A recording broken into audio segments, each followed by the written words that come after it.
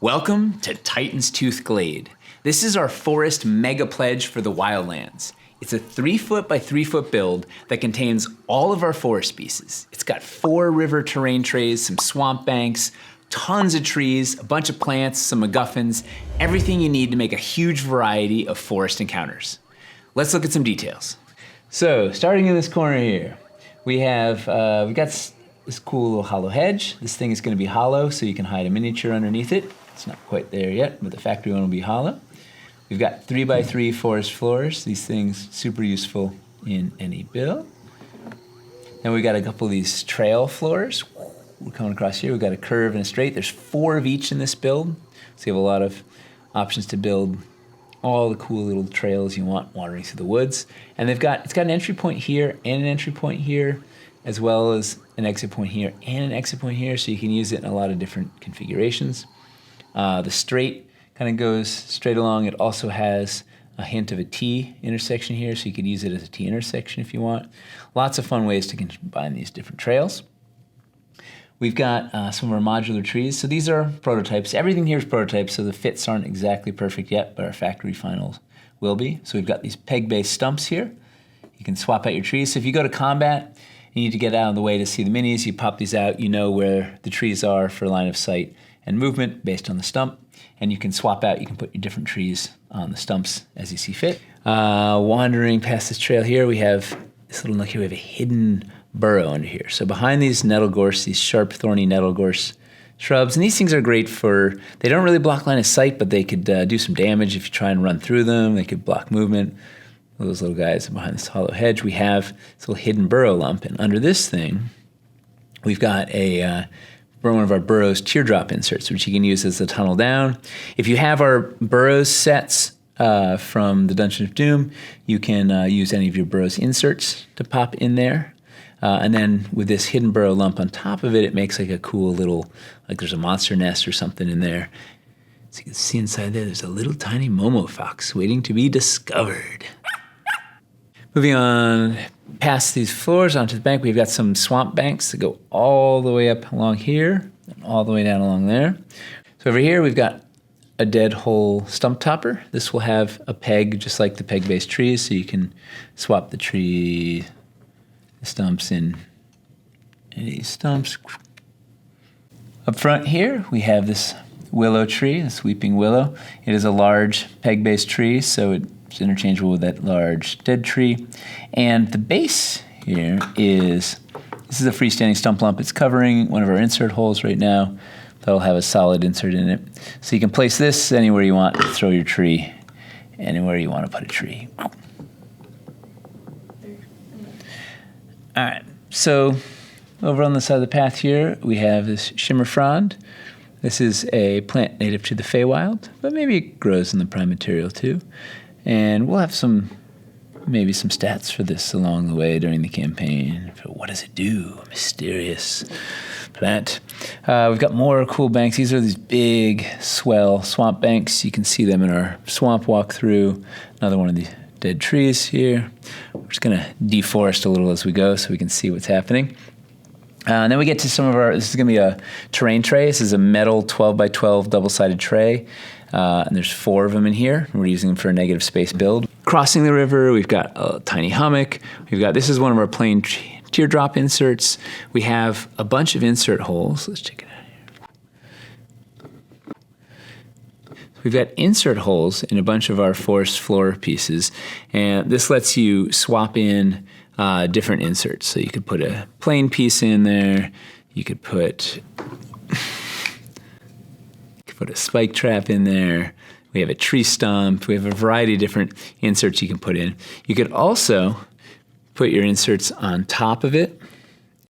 You can also use your inserts as freestanding scatter pieces as well. It gives you a lot of options, very versatile pieces. Moving up along here, we have a small mossy rock mound. What's neat about this piece is it has a little tiny pole accessory hole in there, so you can use it if you want to place like a pole accessory piece by the side of your trail or out in your river or whatnot. And that works with any of our pole accessory pieces from any of our previous lines.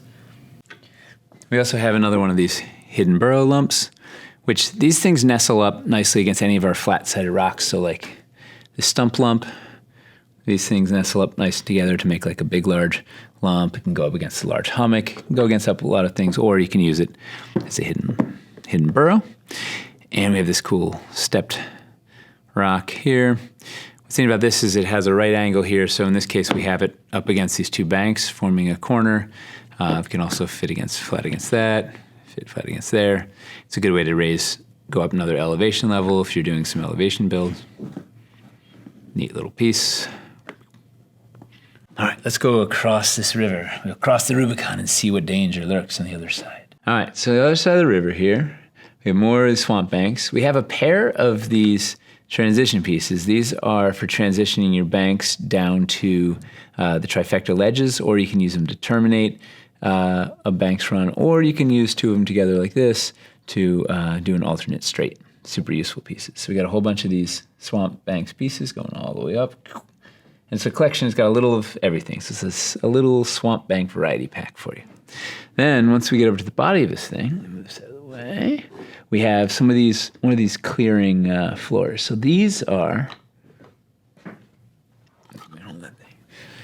a big, completely flat 6x6 piece that's a clearing, so you can put your castle on top of it, or a house, or build big rocks or whatever, and it's got an insert. So in this case, we're putting a spike trap in there, but you could put any of your other teardrop inserts that you want. So very, very useful. There's 10 of those things in here. So on top of that, we have this big, beefy hummock piece. So let's actually, we'll get to the hummock. We'll work our way down. So on top of this large hummock, we have a quilgen tree. This is a spiraling fey helix tree. Definitely has magical properties. Look at this thing. And then next to it over here, we have, this is a magnetic boulder. So you can use it as just a cool rock. It'd be a great place to get some cover, just about man-sized. And it's got a flat face that's magnetic, so you can pop magnetic accessories. In this case, we have a seal of binding here, used to trap some ancient evil. And you can use any of our magnetic accessories and pop them onto that boulder. It's a nice place to display them. Then on the base, we have big, beefy piece is our large hummock. It's a huge scatter piece. It's got a flat side here with a paired peg holes set so you can attach our bridges to it. We're going to modify this sculpt to flatten this out a little bit and put some paired peg holes over there so you can have another bridge going that way. It's got an insert hole here, and we're going to have a little foam spacer bit. This is a little stand-in for it. So you can pop one of your inserts in there, and there'll be a foam bit to hold it in place. And you can pop it down. It's also designed so that our large stump lump fits seamlessly on there. And do I have this small? And the ones that aren't in this build also fit on it. All right, we'll deforest a little here so we can see where we've been. All right, and work our way back. So we got some more of these trails. We have a little small conifer. This is another small peg-based tree. You can interchange this on any of our other small stumps and stump lumps. Give some more variety to your forest. Over here, this is the Regal Rowan tree. This is another freestanding tree, so you can put it anywhere you want. And it's got designed to have lots of splashes of color for you. It's got beautiful yellow flowers on the bottom and blue flowers. It's got these red berries, and the leaves have this little iridescent blue on them. There's purple mushrooms. And then we've got, this is a neat one. We have a small dead tree. Here, nice 360 all the way around with a small peg base, so you can interchange it. And it was sitting in, over here we've got, this is our small stump teardrop insert. So this is a teardrop insert. It fits inside our holes. It fits on top of the holes. And you can use it as scatter for any of our trees. It's a stump lump for any of our trees. And you can put it anywhere. All right, so working our way further into the heart of the true glade here. Got another small conifer. Over here we have a large stump lump with a large conifer. So this is another peg-based tree. And this stump lump is great scatter. You can put it anywhere. It's got a flat side, so it plays against the burrows lumps or anything else with flat side. And it can take any of our large peg-based trees. Continuing to skirt the grove over here, we have another regal rowan to pull out. Another one of our shimmer fronds. This is the dead snag stump topper. It's a small peg-based tree piece. You can pop into any of our small peg bases. Back here we have the cypress tree. It's another small peg-based tree, so it goes in any of our small peg-based stump lumps. It's a really cool, kind of swampy looking one. It works great in a forest too. And we have here the glamour leaf. This is a magical fey plant. It's powerful with fey magic, so it has a hypnotic effect. It ensorcels those who pass by, hypnotizing them, drawing them forward, and they stand there until eventually they die. We'll have some stats for it probably at some point during this campaign. And it's got fiber optics in the center, slowly cycling through RGB colors. And then skirting around the circle we have conifers, cypress, more conifers, trees encircling this grove. And in the center of the grove we have 3 of these tall LED socket rocks. So this has a modular LED socket. It'll have a battery and an on-off switch in the bottom. Yeah. And those are surrounding this Arcane Deus. It's got 4 pole accessory holes in it.